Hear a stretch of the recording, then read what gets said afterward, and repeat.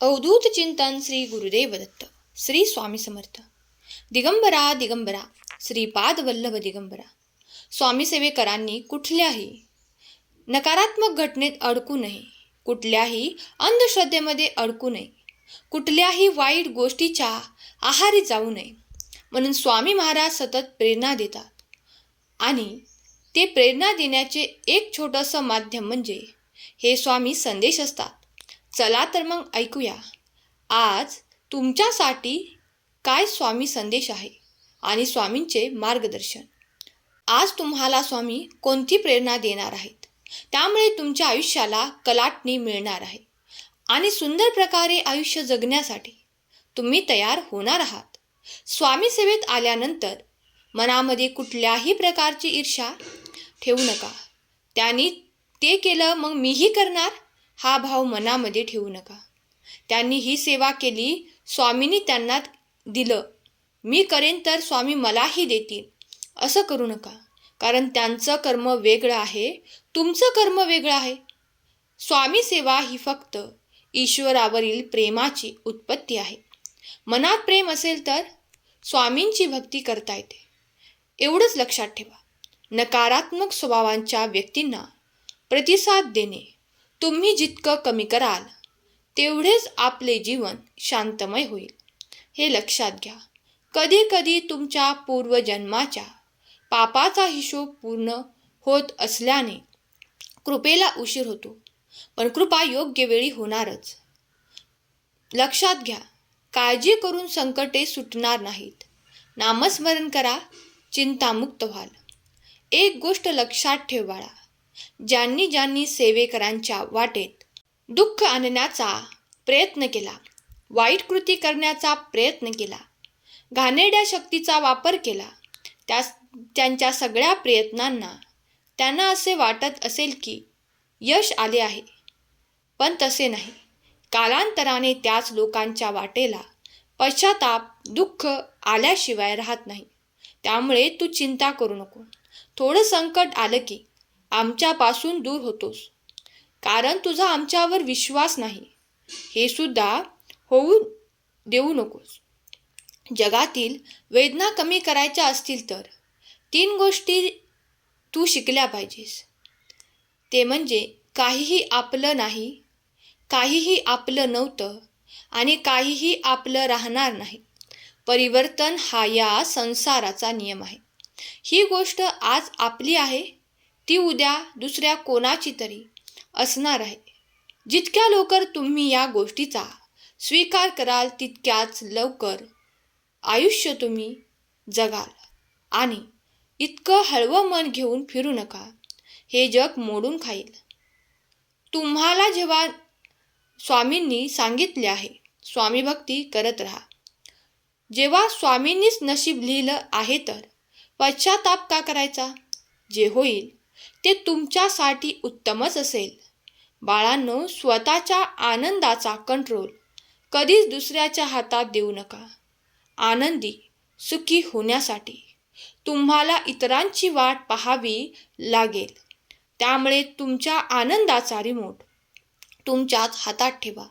आम्ही जरी प्रत्यक्षात तुझ्यासमोर नसलो किंवा तुझ्यापर्यंत पोहोचू शकलो नाही तरीही संदेशांमार्फत तुझ्यापर्यंत पोहोचत आहोत, हे लक्षात असू दे.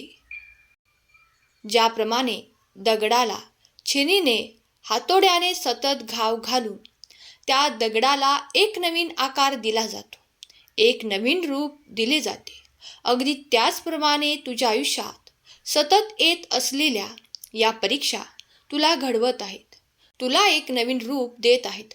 त्यामुळे तू काळजी करू नकोस. लवकरच तुझ्या आयुष्यात एक सुंदर अध्याय सुरू होणार आहे. लवकरच अशक्यही शक्य करतील स्वामी. तुझ्यासाठी स्वामी काहीतरी नवीन करणार आहेत. नशिबाने जरी तुला ढकलून दिलं तरीही मी तुझ्या जोडीत नशिबापेक्षा जास्त टाकू शकतो. आम्ही फक्त तुझे कर्म पाहत आहोत. तुझे कर्म चांगले ठेव. सत्य कधीही ढवळण्याचा प्रयत्न केला तरी एक ना एक दिवस ते बाहेर येते. सत्याच्या आकाशात खोट्याच्या अंधाराला मिटवता येत नाही.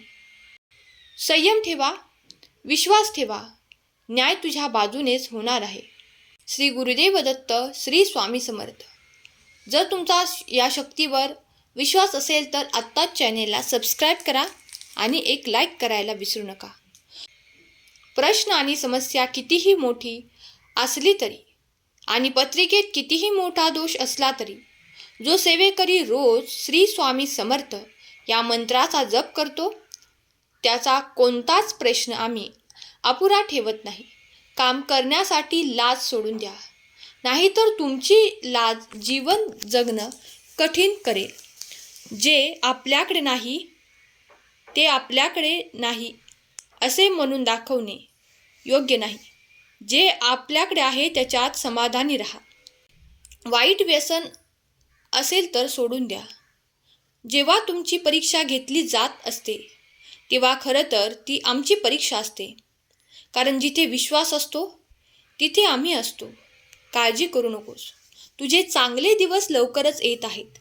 पण तोपर्यंत तू संयम सोडू नकोस. विश्वास ठेव, तुझ्यासोबत सर्व काही चांगलं होणार आहे.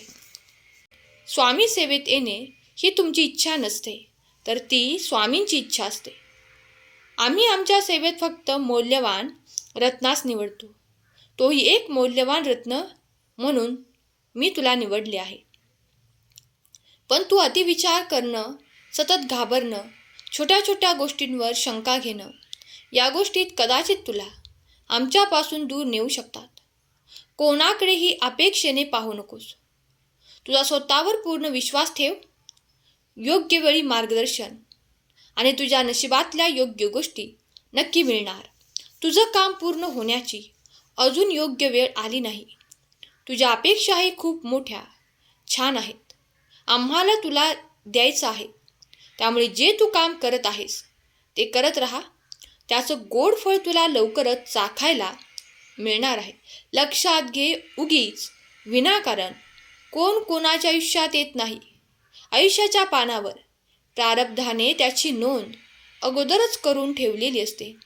त्यामुळे मनात कुठल्याही प्रकारची खंत ठेवू नको.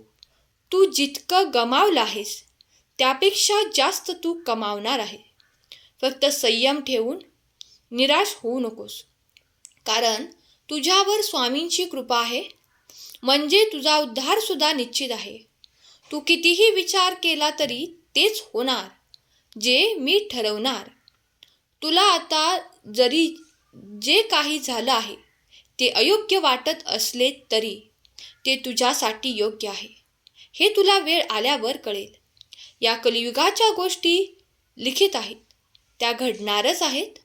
आणि तू आमचा हात धरलाय म्हणून घाबरायचं कारण नाही. आम्हाला माहीत आहे तू जे काही गमावलं आहेस त्याहीपेक्षा तू जास्त कमावणार आहेस. सर्व काही तुझ्या मनासारखा मी घडवून देणार आहे. स्वामी समर्थांच्या कृपेने तुमचं जीवन आनंदमय होईल. चिंता करू नका.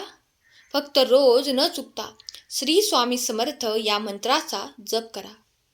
तुम्हाला नवीन मार्ग मिळेल.